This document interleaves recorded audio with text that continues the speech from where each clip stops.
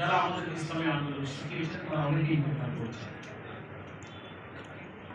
সময়ের কারণে নাম না নিতে পারলেও মহান আল্লাহ তাআলার কাছে আমরা সেই সমস্ত দিনের দাড়ি যারা ছিলেন, রাওয়াত যারা ছিলেন, আজকে নতুন বাংলাদেশের এই চমৎকার পরিবেশ যারা লিখে যেতে পারেননি, ধীরে ধীরে এই কাজের জন্যই তারা জীবনটাকে শেষ করে দিয়ে চলে গেছে। মহান আল্লাহ তাআলা তাদেরকে জান্নাতুল ফেরদাউস দান করুন। আমিন। আমরা দোয়া করি। শহীদ ডক্টর ফয়েজ আহমদ ভাইয়ের কথা মনে পড়লে তো সবার মনের মধ্যে একটা আবেগ, কষ্ট, আবার ইসলামী আন্দোলনের একটা অকুতোভয় প্রেরণার জজ্বা তৈরি হয়। বান্না তার ছেলে এখানে উপস্থিত আছে। বান্নার আম্মা মহিলা বিভাগের একজন বড় দায়িত্বশীল, আলহামদুলিল্লাহ। শাহাদাতের কিছু আগে ওই বাড়িতে আমি কাজ কাটিয়েছি ফয়েজ ভাইয়ের মেহমানদারি। তিনি তো মেহমানদারিতে খুব অতুলনীয় ছিলেন, জানেন তো আপনি। মেহমান পেলেই ওই উপরে উড়াতে ওখানে ওঠে। আলহামদুলিল্লাহ, আল্লাহ তাআলা এই অঞ্চলের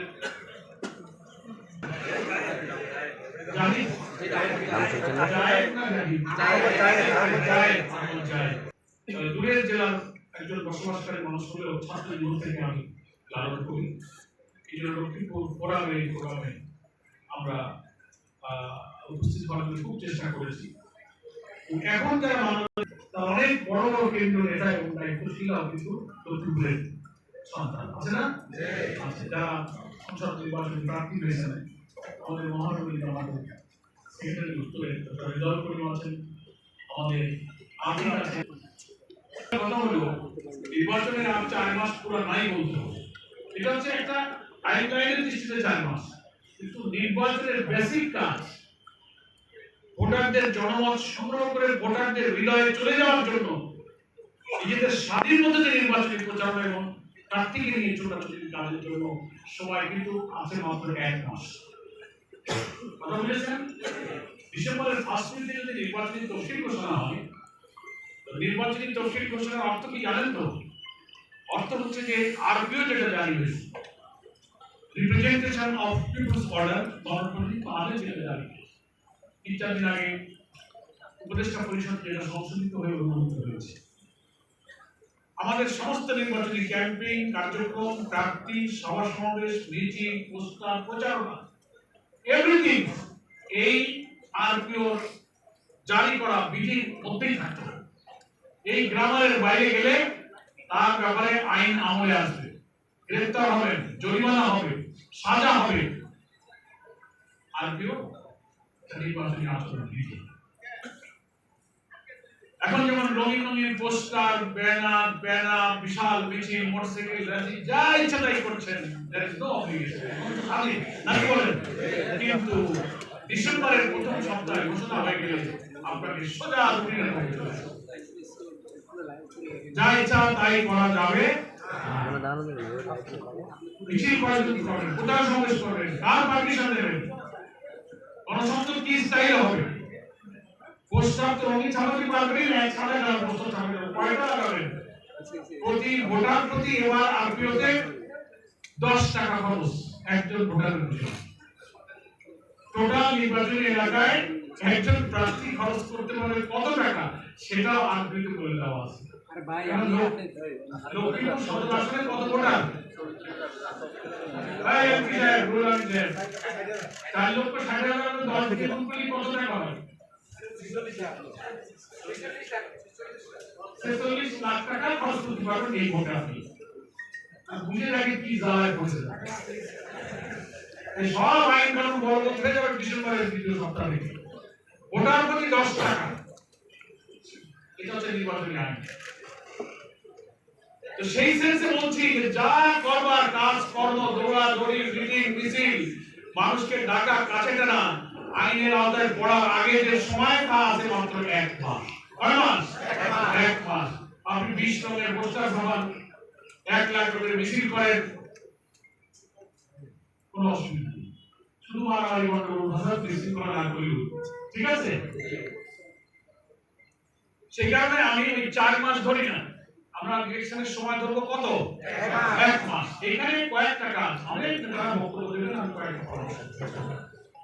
সেটা হচ্ছে ভোট কিন্তু এখন মূল ভোট হচ্ছে আমাদের ভোট কেন্দ্রে। কতটা ভোট কেন্দ্র আছে এই আসনে? বলবেন ভাই 146টা ভোট কেন্দ্র। এক একটা ভোট কেন্দ্রে 4,500, 5,000, 6,000 ভোটার আছে। 3, 2.5, 3.5, 4, 5, 6 পর্যন্ত আছে। কোথাও কোথাও বেশি থাকতে পারে। নিশ্চয়ই আপনারা প্রত্যেকটি ভোট কেন্দ্রে কমিটি করেছেন। এই যে 5,000 ভোটারের দায়িত্বে যারা ভোট কেন্দ্রে আছে, মজবুত ভোট কেন্দ্র কমিটি আছে। এখন আমাদের বাইরে খুব শান সহকার প্রদর্শনীমূলক কাজ করুক, কিছু যা সম্ভব করলেন, কিন্তু মূল আমাদের কানেকশন এবং চেষ্টা ভোট আনতে হবে, লেগে থাকতে হবে আমাদের এই 6,000, 5,000 ভোটারের সঙ্গে আমাদের কানেকশনটা ভোট কেন্দ্র ভিত্তিক কাজ এবং সংযোগ এখন সিরিয়াসলি বাড়াতে হবে। কাজ কি?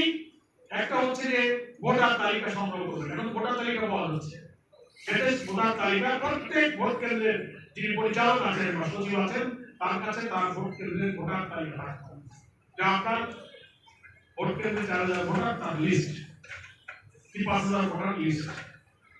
আপনার ভোট কেন্দ্রের যে ক্যাশমেন্ট এরিয়া আছে সেখানে এই যে ভোটার তার প্রায় অর্ধেক প্রায় নারী, অর্ধেক পুরুষ, অনেক অন্য ধর্মের লোকেরা আছে। ভোটার তালিকা দেখে প্রত্যেক ভোট কেন্দ্রের যিনি পরিচালক তিনি তো তার ওই ভোট কেন্দ্রের পাড়া, মহল্লা, গ্রাম, ঠিকানা, মানুষ তালিকা দেখে তিনি চিনবেন না? আব্দুল করিম, আব্দুল চৌধুরী, মোল্লা খা ভোটার লিস্ট পড়লে আপনি বুঝতে পারবেন। তো আপনার এই 4-5,000 ভোটারের জন্য মহিলা ভোট কেন্দ্রের মহিলা দায়িত্বশীলের মহিলা পার্ট দিয়ে দেবেন, পুরুষের কাছে পুরুষ পার্ট থাকবে। দেখবেন যে এই যে আমার 5,000, 6,000 ভোটারের কি পরিমাণ ভোটার আমাকে দাঁড়িপাল্লায় ভোট দিতে রাজি হয়েছে এতদিনের কাজে, আর কি পরিমাণ ভোটার এখনো হ্যাঁ বলে নাই, চুপ আছে, মৌন আছে, সন্দেহ আছে, মুখ খোলে না, চেষ্টা করলে পাওয়া যাবে। ওদের একটা আলাদা তালিকা করে প্রত্যেক ভোট কেন্দ্রের পরিচালক লিস্ট করবেন এবং ভাগ করে দেবেন। অনেক নির্বাচনী এলাকায় ভোট কেন্দ্রের মধ্যে আবার 8টা-10টা ছোট ছোট এরিয়া কমিটি আছে না? পাড়া কমিটি, মহল্লা কমিটি, হাট কমিটি, ঘাট কমিটি, বাজার কমিটি। একটা ভোট কেন্দ্রে 8টা-10টা ছোট ছোট পকেট কমিটি। ওই ভোটার তালিকাকে ভাগ করে ওই অঞ্চল, ওই বংশ, ওই গোষ্ঠী ক্ষেত্রে আমি ভোটার তালিকা ভাগ করব।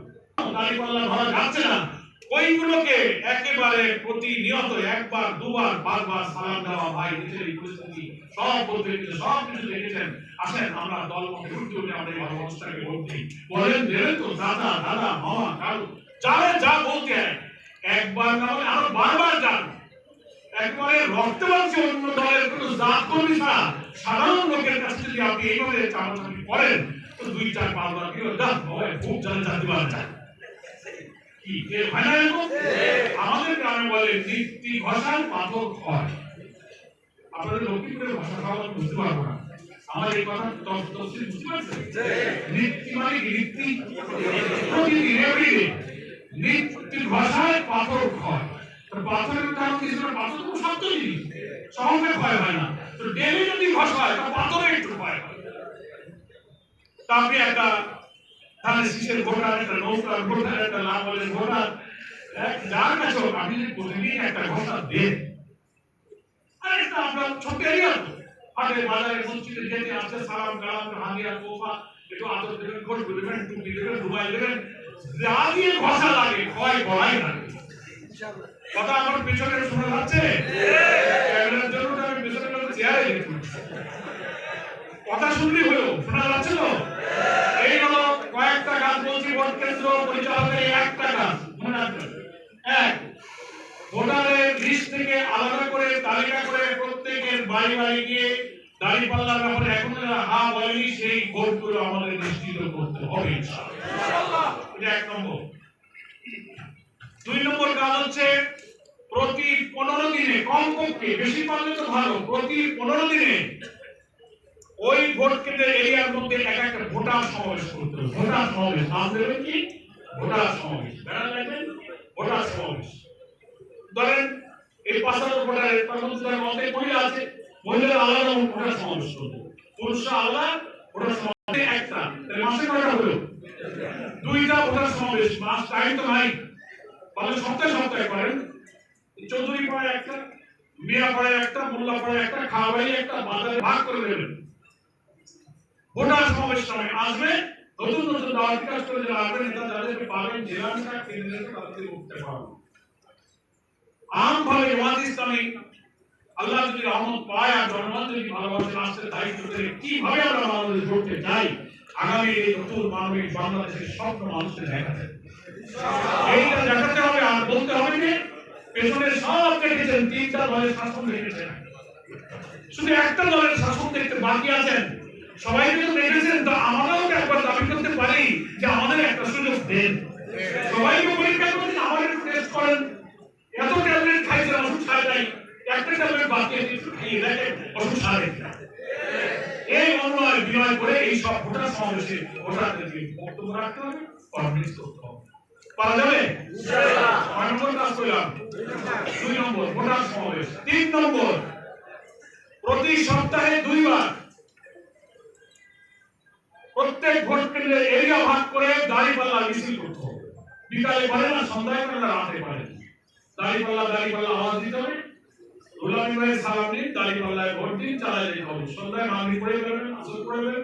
ছোট বড় বুড়ো যুবক তরুণ প্রতি সপ্তাহে কয়টা মিছিল বার ঠিক করে নেবেন, শনিবার না মঙ্গলবার, বুধবার না রবিবার। প্রত্যেক ওয়ার্ডের বার ঠিক করা থাকবে। দাঁড়িপাল্লার আওয়াজ দিয়ে ওই ভোট কেন্দ্রের নারী পুরুষ ভোটারদের কান করে ঝালাপালা করতে হবে। ঘুমাইতে যাওয়ার আগে দাঁড়িপাল্লার আওয়াজ শুনব, যার যেখানে সময় মতো শিখব। রাজি আছেন আপনারা? ভাগাওয়ালা ভাবতেছেন ভাই আমি তো বাড়ি থাকি না, এখানেই তো থাকি, মিছিল করবো। আপনি যে ওয়ার্ডের ভোটার ওখানে ফোন করেন, এই কামগুলো করাবেন আপনি। আর এখানে তো আমার নিশ্চয়ই শুনলাম দিলাম সাহেব বললেন যে ওই নির্বাচনী এলাকার অনেক ইউনিয়ন ওয়ার্ড দায়িত্ব ছিল, আসছে না? আমার এই মেম্বার প্রার্থীরা আসছে, এই তরিকা অবলম্বন করা যাবে তো? কয়টা হলো? একটা বলছি ভোটার লিস্ট হাতে নিয়ে জরিপ করে কন্ট্রাক্ট। 2 হচ্ছে ভোটার সমাবেশ। 3 হলো দাঁড়িপাল্লা মিছিল। 4 নম্বর হচ্ছে ওই ভোট কেন্দ্রের যতগুলো পাড়া মহল্লা গ্রাম রোড ঘাট নদী মসজিদ বাজার আছে, দর্শনীয় স্থানে 3 মাথার মোড়ে 2 মাথার মোড়ে দাঁড়িপাল্লা মানে রাস্তায় ঝুলাই দিত। রাস্তার উপরে দাঁড়িপাল্লা চলবে। কথা বলেছেন না? নিশ্চয়ই কিছু ঝুলাই দিন আপনারা না? ঝুলান নেই, বলেন নেই। আমাদের যত মার্কা আছে নির্বাচনে, তার মধ্যে সবচেয়ে সহজ মার্কা হলো দাঁড়িপাল্লা। 2 দিকে দুটো জড়ি ডালা দেবেন, পাশে ভাঙি বাঁধে দেবেন, 3 দিয়ে দাঁড় রাস্তা ঝুলে দিচ্ছেন। রাস্তার মাঝখানে দাঁড়িপাল্লা, পারলে ঝুড়ি কেটে লাল রং লাগিয়ে দেবেন, একটা লাল কাপড় বেঁধে দেবেন যাতে চোখে পড়ে। এত স্বল্প মূল্যে সুলভ মূল্যে মার্কা আল্লাহ দিয়ে গেছে। এটা অন্তত একটা ভোট করে 10টা 12টা 20টা দাঁড়িপাল্লা ঘুরলে রাস্তার সামনে দাঁড়িপাল্লা চোখে পড়ে। বাজারে যাবে, মসজিদে যাবে, কলেজে যাবে, ঘাটে যাবে, দাঁড়িপাল্লার সাথে 2টা করে দেখা হবে। বুঝা যায়নি? কার কার কোন এলাকায় দাঁড়িপাল্লা ঝুলানো আছে আপনি তো যাইতেই পারবেন, দাওয়াতও দেন না, ব্যাগ করবেন, দাঁড়িপাল্লা চোখে পড়া লাগবে। কয়টা হলো? 4টা। পঞ্চম কাজ হলো প্রত্যেকটি ভোট কেন্দ্রের যে কমিটি আছে না আপনাদের, একজন পরিচালক, একজন সচিব আর অন্যজন আছে।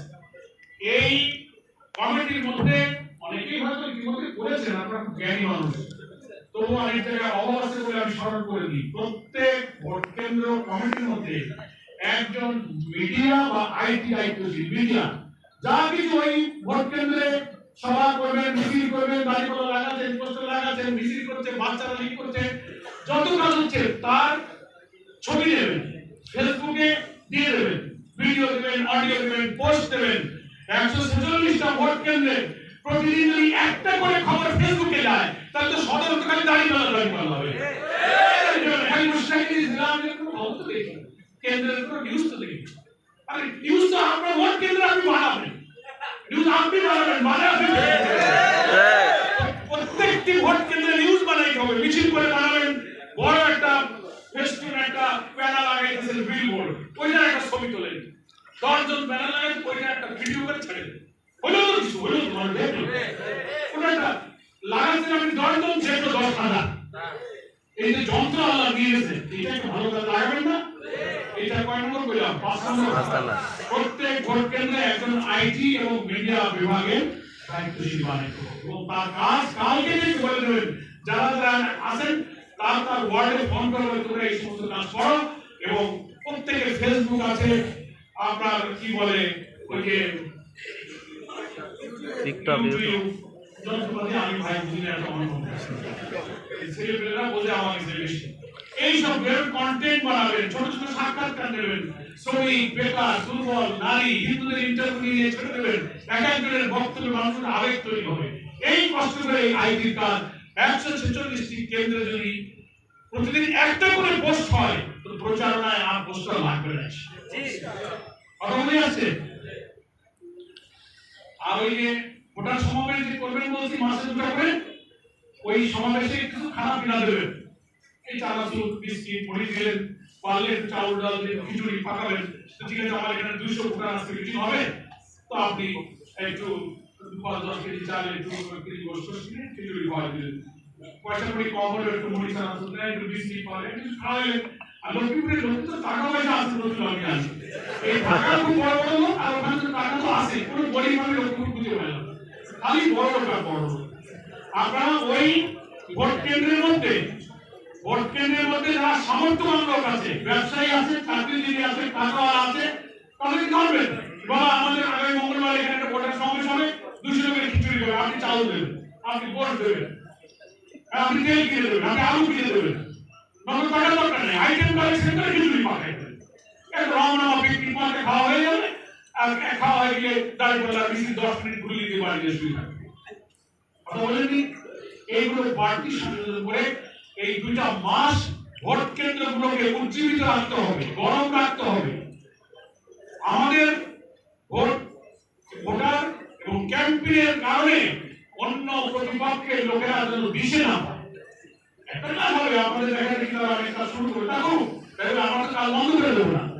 এটা কোনো আর্থিক সংকটের কারণে কাজ হইতেছে না, এটা কিন্তু আমরা মেনে নেব না। কাজ করবেন, কালেকশন করবেন, জেলা আমিরের কাছে যাবেন, থানা আমিরের কাছে যাবেন, কেন্দ্রে যারা থাকেন তারা টাকা পাঠাবেন, দরকারে ধার করবেন, বাকি করবেন, খরচ করবেন, ইলেকশনের পরে ঋণ শোধ করবেন। কিন্তু টাকার অভাবে কাজ হয় না, এইটা কোনো রকমে মেনে নেওয়া যাবে না।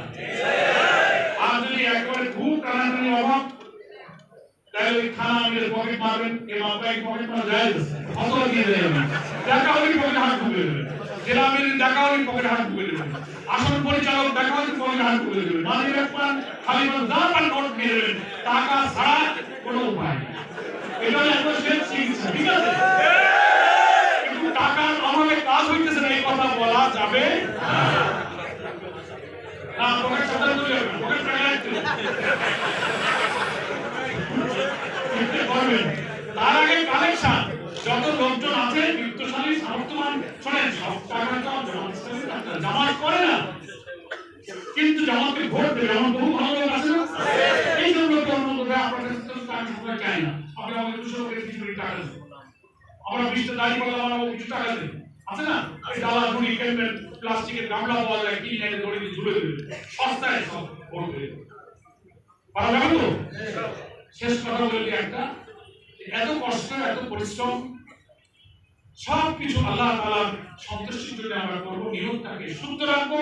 সারাদিন কাজ করে আল্লাহ তাআলা আপনাকে আমাকে যতটুকু মেধা দিয়েছেন, যোগ্যতা দিয়েছেন, এনার্জি, স্ট্যামিনা, সুস্থতা, তৌফিক, দক্ষতা, প্রজ্ঞা যা আছে 100% আমার নির্বাচনী রেখে কাজে লাগাইতে হবে।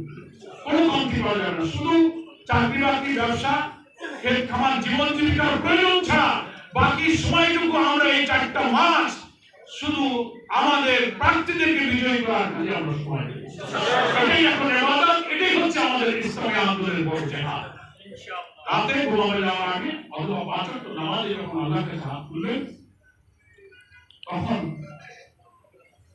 আল্লাহকে খুবই নিকটে অনুভব করে আল্লাহর কাছে চোখের টুকরা পানি ফেলে 5টা মিনিট একটু আদর কণ্ঠে বলার চেষ্টা করতে হবে, আল্লাহ তুমি আমাকে তৌফিক দিয়েছো, আমি সারাদিন পরিশ্রম করেছি, আমার তৌফিক অনুযায়ী আমি ছুটেছি, এখন তুমি আমার এই কাজের জন্য বরকত দান করো। 3টা কাজ মনে থাকবে তো। প্রথমত নিয়ত শুদ্ধ করা, দুনিয়ার কিছু চাওয়ার জন্য আমাদের নির্বাচন নয়, আল্লাহ আমরা তোমার দ্বীন আর এই কোরআনকে পার্লামেন্টে নিতে চাই, আর কিছু আমরা চাই না। কোন নেতা, কোন ব্যক্তির কোন পদ, বৃত্ত, বৈভব, ক্ষমতার কোন মোহ আমাদের স্পর্শ করবে না। আমরা তোমার দ্বীনকে বিজয়ী করতে চাই, আর এর বিনিময়ে তোমার কাছে আমরা প্রিয় হতে চাই, সন্তুষ্ট হতে চাই। একটা হলো নিয়ত, এটা নাম হলো ইখলাস। মনে রাখবে। আর দ্বিতীয় বলেছি কি, যোগ্যতা সামর্থ্যের শতভাগ মাটি কাজে লাগাবে, কার্পণ্য করা যাবে না। গাফিলতি, অলসতা, অহেতুক ওজর, ফাঁকি দেওয়া, কোনো যুক্তি দেওয়া যাবে না। যেটুকু তৌফিক আল্লাহ দিয়েছে শতভাগ কাজে লাগাতে হবে। সবাই রাজি আছেন? 3 নম্বর হচ্ছে দোয়া। দিনের শেষে ঘুমাতে যাওয়ার আগে দোয়ার সময়গুলোতে শেষ রাতে অথবা ফরজ নামাজের পর যখন একটু হাত তুলতে সুযোগ পাবেন, 2 ফোঁটা পানি ফেলে আল্লাহর কাছে হৃদয়ের কথা উজাড় করে বলবেন, বাতিলের সাথে চ্যালেঞ্জ আমরা নেমেছি, আল্লাহ তুমি আমাদেরকে এই চেষ্টা করে বরকত দাও। নিয়ত সহি, চেষ্টা শতভাগ, আর দোয়া আল্লাহ। প্রথম দুটো না করে দোয়া করি, সে দোয়া কবুল হওয়ার কোনো আলামত আমি দেখি না। নিয়তে বলো, চেষ্টায় ত্রুটি, খালি আল্লাহর দাও। আল্লাহ তো সালাত তরিকা শিখাইছে সূরা ফাতিহার মধ্যে, ইয়াকা না'বুদু ওয়া ইয়াকা নাস্তাঈন। আগে তো 3 আয়াতের প্রশংসা করাই হয়েছে, এরপরে আমি যে তোমার আইন মানি, গোলামি করি, কাজ করি, এইটা শর্ত প্রোভাইডেড বলেই না বলতেছি এখন তুমি আমাকে সাহায্য করো। মনে থাকবে? তার দরকার নেই কথা। আমি ওখানে 4 জন যে নমিনি দেওয়া হয়েছে আমাদের জামাত, আমাদের পার্লামেন্টারি বোর্ডের সভাপতি হিসেবে আপনাদের 4 জন ব্যক্তিকে মনোনয়ন দিয়েছেন। এখন আপনাদের দায়িত্ব এই 4 জনকে নির্বাচিত করে আমাদের জামাতকে উপহার দেওয়া। পার্লামেন্টে ওনারা যেন বিজয়ী হতে পারেন। সকলে মিলে যারা ঢাকায় থাকেন, প্রত্যেক ইউনিয়ন ওয়ার্ডে যার বাড়ি, গ্রামে বাড়ি, ফোনে কানেক্ট করবেন, ভিডিও কলে কথা বলবেন, আর একটা সিদ্ধান্ত নেন যে কে কত আগে বাড়িতে যাবেন। কে 1 মাস আগে যাবেন, 2 মাস আগে যাবেন, কে ছুটি নেবেন, উইদাউট পে নেবেন, উইথ পে নেবেন।